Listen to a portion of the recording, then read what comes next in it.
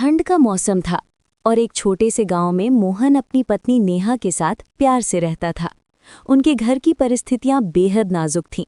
मोहन किसी तरह दूसरों के खेतों में मजदूरी और खेतीबाड़ी करके अपने घर का खर्च चलाता था।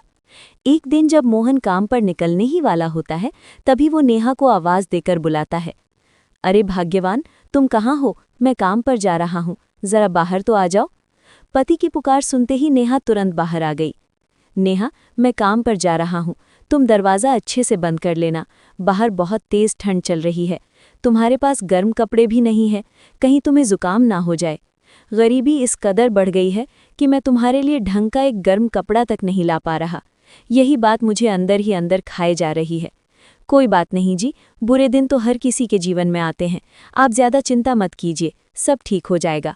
और हाँ, आप भी अपना ख्याल रखना, जितना जल्दी हो सके काम निपटाकर घर लौट आना, क्योंकि ठंड दिन ब दिन और बढ़ती जा रही है।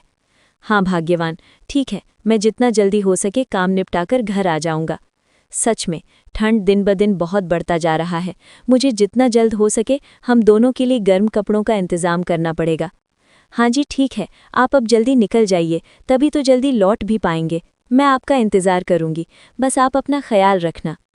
ठीक है भाग्यवान, मैं निकलता हूँ, तुम दरवाज़ा अच्छी तरह बंद कर लेना, और हाँ, अपना ख्याल रखना। ऐसे ही मोहन अपने काम पर निकल पड़ा।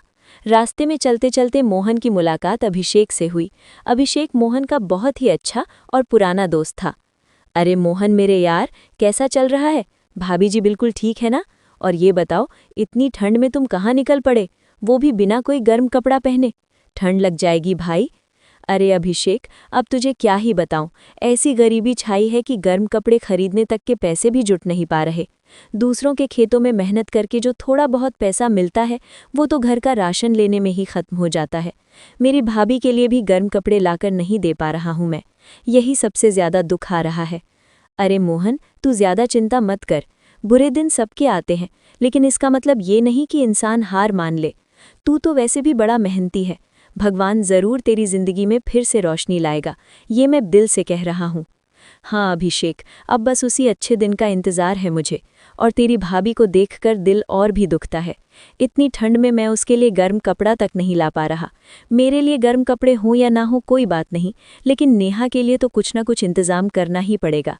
हाँ हाँ मोहन, तू इतना चिंता मत कर, सब ठीक हो जाएगा। वक्त हमेशा एक सा नहीं रहता। वैसे तू अभी कहाँ जा रहा है? अरे अभिषेक, मैं भला कहाँ जाऊँगा, रमेश चाचा के खेत में थोड़ा काम था, उसी के लिए उन्होंने बुलाया है, बस वही काम निपटाने जा रहा हूँ।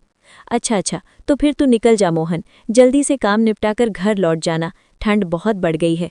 मुझे भी थोड़े काम से बाहर गांव जाना है, मैं भी जल्दी जाकर वापस आ जाऊँगा। सच कहूँ तो ठंड का कहर दिन ब दिन बढ़ता ही जा रहा है। ऐसा कहकर दोनों अपने अपने काम की राह पर चल पड़े। मोहन सीधे रमेश के खेत पर पहुंचकर काम में लग गए। गरीबी ने उन्हें मजबूर कर दिया था कि इतनी कड़ाके की सर्दी में भी बाहर निकले, पर ठंड इतनी तीखी थी कि वहां कांप कर मुश्किल से काम कर पा रहे थे। ठंड तो हद से ज़्यादा बढ़ती जा रही है, अगर ऐसे ही ठंड बढ़ती रही तो मैं तो बीमार पड़ जाऊंगा, और अगर मैं बीमार पड़ गया तो घर चलाना मुश्किल हो जाएगा। ऊपर से नेहा की चिंता अलग है, उसे ढंग के गर्म कपड़े तक नहीं दे पा रहा हूँ। समझ नहीं आ रहा अब क्या करूँ। हे भगवान, आप ही कोई रास्ता दिखा दीजिए। ऐसे ही अपने आप से बातें करते करते मोहन फिर से काम में लग गया। उसने ठंडी हवा की परवाह किए बिना तेजी से अपना काम निपटाया, और जैसे ही काम खत्म हुआ वो फौरन घर की तरफ निकल पड़ा। रात का गहरा सन्नाटा है, ठंड का कहर पिछली हर रात से ज़्यादा बढ़ चुका है। मोहन और नेहा दोनों एक ही चारपाई पर सिमटकर कांपते हुए बैठे हैं। तभी धीरे से नेहा बोली, अजी सुनते हो, अगर ठंड ऐसे ही बढ़ती रही ना तो हालात और मुश्किल हो जाएंगे। आपको इतनी कड़ाके की ठंड में मैं कैसे काम पर जाने दूं? आज पूरे दिन जमती हुई हवा में काम करके आए हो, आपका चेहरा तो अभी पूरी तरह लाल पड़ गया है, कहीं बुखार ना चढ़ जाए, नहीं तो हालत और बिगड़ जाएगी।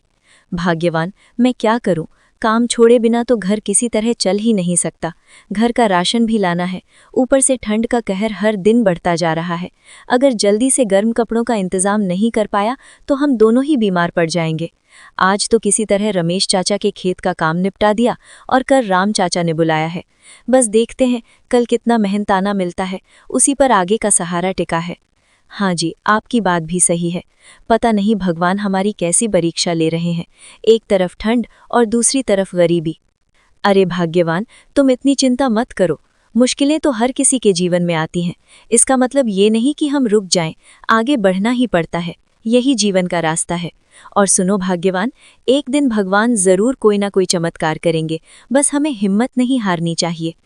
आपने बिल्कुल ठीक कहा जी, लेकिन देखिए आप तो बहुत कांप रहे हैं। चलिए मेरे साथ रसोई में चलिए, मैं अभी खाना बनाती हूँ और आप चूल्हे के पास बैठ जाइए। आग की गर्मी से आपको थोड़ी राहत मिल जाएगी। ऐसे ही ठंड से बचने के लिए दोनों रसोई में चले गए। उन्होंने चूल्हे पर खाना चढ़ा दिया और फिर धीमी धीमी आग की गर्मी में चूल्हे के पास बैठकर राहत महसूस करने लगे। अब जाकर थोड़ी राहत मिली। इस कड़ाके की ठंड में चूल्हे की आग के पास बैठकर जो सुकून मिलता है वो और कहीं नहीं मिलता। पता है भाग्यवान, जब मैं छोटा था तब जब माँ खाना बनाती थी तो मैं भी चुपके से उनके पास जाता था और आग के पास बैठ जाता था।